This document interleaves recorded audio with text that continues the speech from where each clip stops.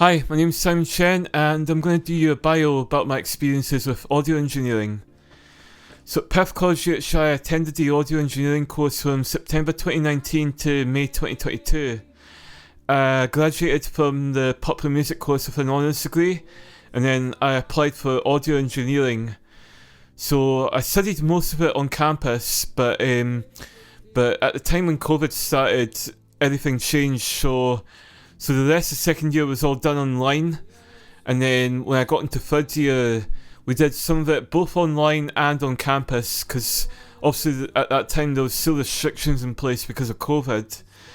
So then I took it on there and graduated with a third year degree in audio engineering, and I'm now applying these skills to my songwriting career, as well as any future jobs that might come up with audio engineering. So for example, when I'm writing new songs, I record them through an audio interface using a condenser microphone which runs on 48 volts phantom power, or I also record them using a line output. If I was recording, for example, guitar, bass, or piano, electric piano, electric drums, or if we've got pickups on some acoustic instruments, and all these have analog signals that then get sent to the audio interface, and the audio interface converts them into digital signals through the digital audio workstation in the DAW. This same method also applies when doing live event audio. So the only difference is that dynamic cardioid microphones are used instead of condenser microphones, and they're connected with XLR cables through multi-cores into stage boxes.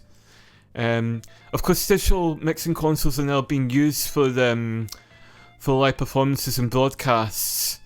Now, the signals that are sent into the mixing consoles on there then get sent to power amplifiers. You'll see these at the side where the mixer is using the devices beside them. These are all the power amplifiers, and they're all connected to the loudspeakers, which are the stage monitor speakers, which are for the musicians to hear themselves while on stage. And then you've got the front of house PA speakers for the audience to hear. So I'm going to move on now to some techniques that I have for audio engineering that I apply. Now, I'm going to get the camcorder just now to move you over to the laptop. So what I'll do is I'm going to put my light off so you can see my screen. You see what I'm doing on my screen.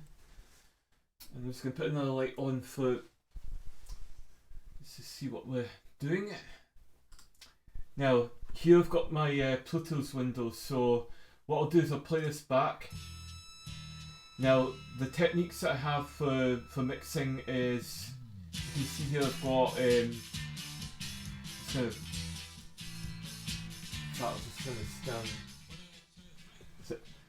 so what we have here is that I have the routing, which you can see here. So if I click the sends, sit there. So here you've got a little mixer, so that's routing the signals, or in other words, it's your mix buses. So I can do that. I also do dynamic range compression, which is this plugin here. So here's the bass track with the compressor. If I do it, here it is without, and here it is with. I can also do microphone placements. I can also do equalization, which you've got here. So that's the low. So here's me doing the low frequencies. There's the mid frequencies. And then this is the high frequency. So as you can see there, that's me cutting and boosting some of these frequencies. And there's high pass and low pass filters. And I'll demonstrate here what it'll sound like. So here is without the EQ. and then here it is with the, oops, sorry about that. Here it is with the EQ.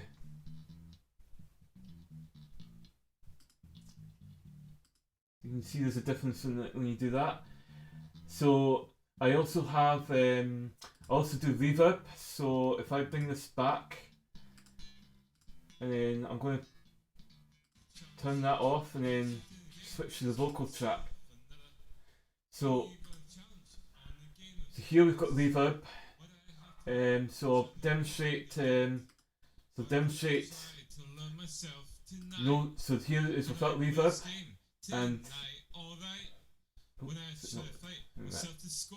sorry about that. And here it is with reverb. So usually I have this mixed to 40%, so it's not so muddy. I also do turn this back on. I also do panning as well, which of course is a stereo, to make a stereo mix. So that's a guitar track which I've got panned. So I also do 5.1 surround sound mixing, which you go to this window here. I'll just do it again, sorry about that. So you've got this window here, and then if you click pan left or right, this comes up, so you can pan left or right. I also do loudspeaker alignment, but that's for live events. Of course, I've got some speakers here where this is coming from. And I also understand the differences between analog and digital components. I can bounce audio down, which if I go to this window here, oops, I'm kind of doing it too fast. So go to File, go to Bounce Mix, and then this window pops up, and you can choose your bit depth or your sample rate and the type of file that you want to bounce it down to. And I can also do automation, which I'll play this back. So for example, I could if I do your example on the space track. So for example, the bass. So that's the automation. There's more volume on that. And then last but not least, I can also master, which you can see down here. There's some automation on that, and then there's a fade out. So if I bring it to the end, go to the mixer, watch what happens on the, apologies for the panning. So when this fades out, this master fader goes down, so I've done a bit of mastering. I also have some plugins put on that as well, as you can see.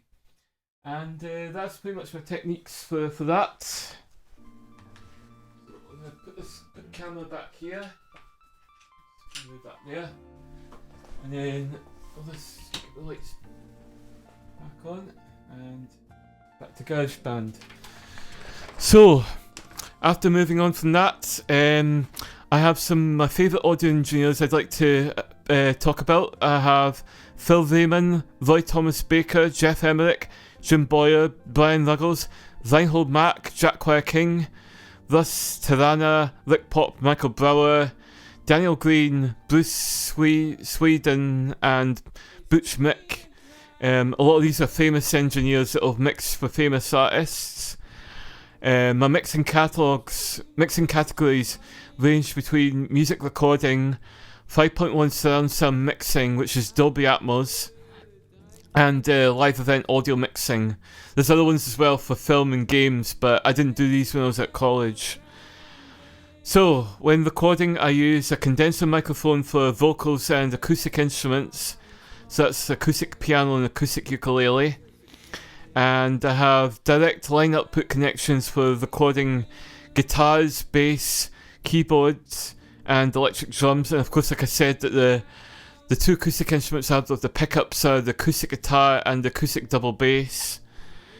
There's two DAWs that I use for multi-track recording on my computer. Firstly, I have GarageBand, which I'm recording off there just now.